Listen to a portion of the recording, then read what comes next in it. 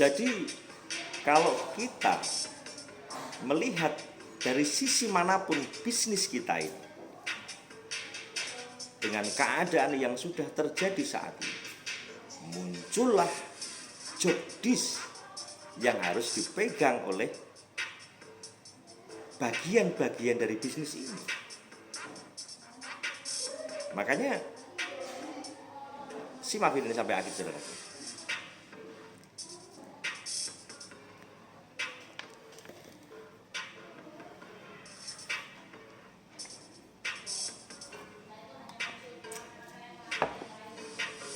Assalamualaikum warahmatullahi wabarakatuh. VTuber semangat pagi dan salam ekstrim ya. Alhamdulillah saya bisa hadir kembali dalam keadaan sehat walafiat. Kemarin ada yang tanya, kok sekarang nggak pakai video? Nggak ada masalah sebenarnya sih, karena memang saya dalam memberikan suatu gambaran kepada Anda itu ngalir aja gitu.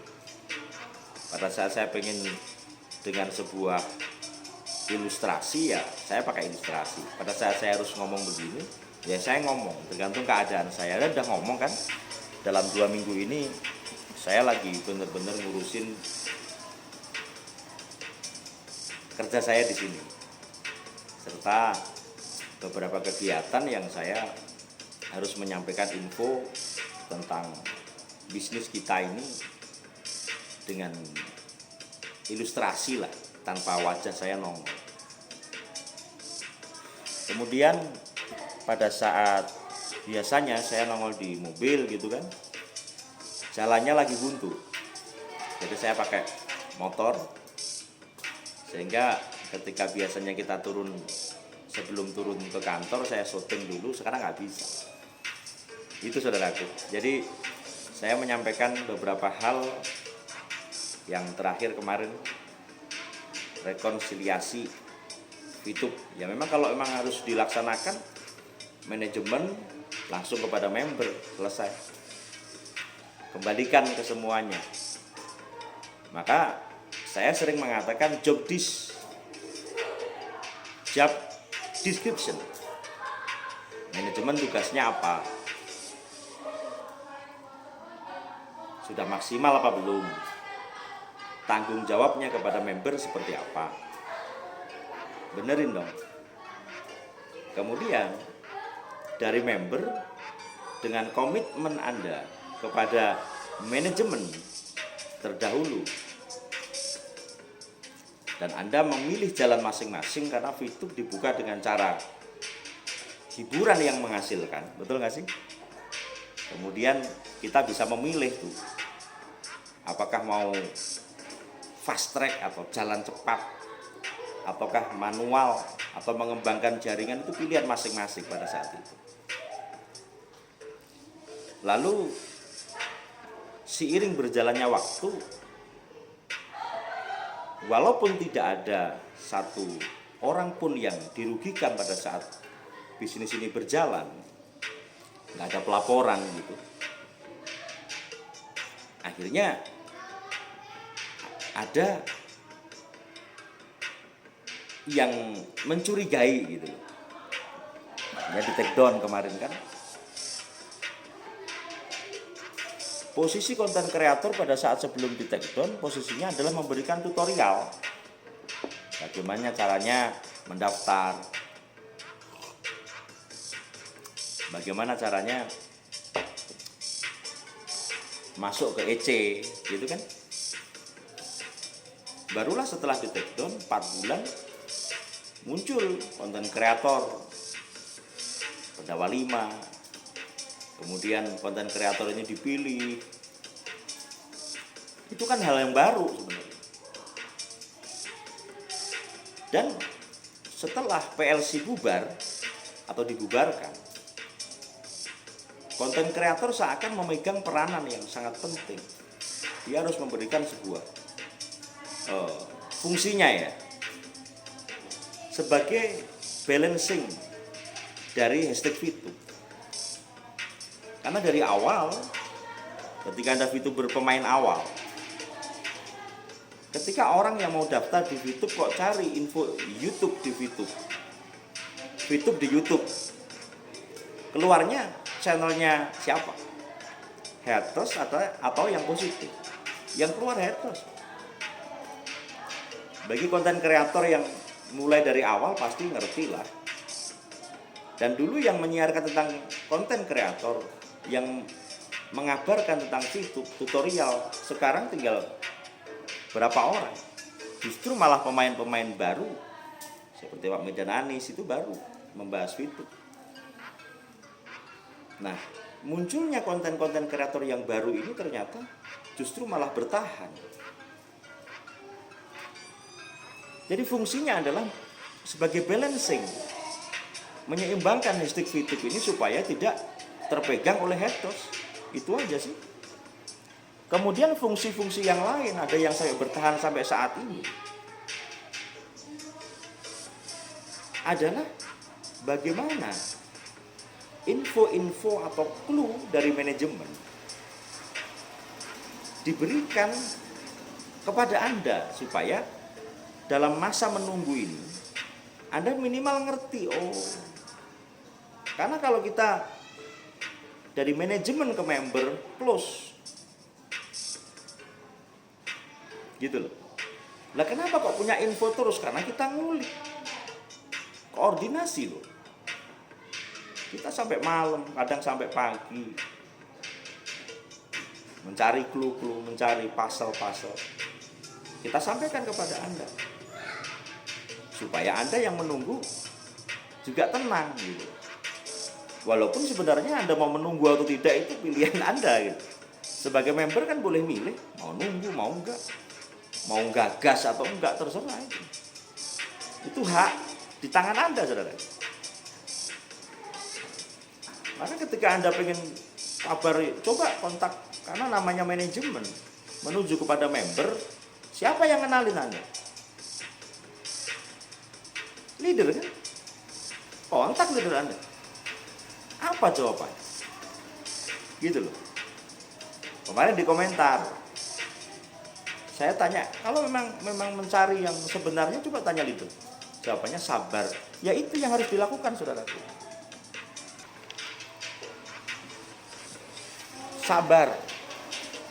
Makanya saya pernah buat judul bisnis sabar. Kenapa? Karena namanya bisnis itu ada fluktuatifnya. Kadang-kadang mereka dalam keadaan memang positif, WD positif lah. Tapi karena bisnis ini juga produk dunia kan begitu, juga ada kelemahannya, sehingga dia mengalami masa kritis ya saat ini. Untuk bagaimana nih bisa bangkit lagi dari keadaan yang memang benar-benar kritis. Gitu saudaraku. Lalu keadaan yang benar-benar kritis ini dari sinyal yang diberikan para konten kreator yang mereka mencari dan mencari sudah disampaikan, ini sampai tahap ini, yaitu cuma konsepsinya adalah sebuah kesabaran, memupuk sebuah kesabaran.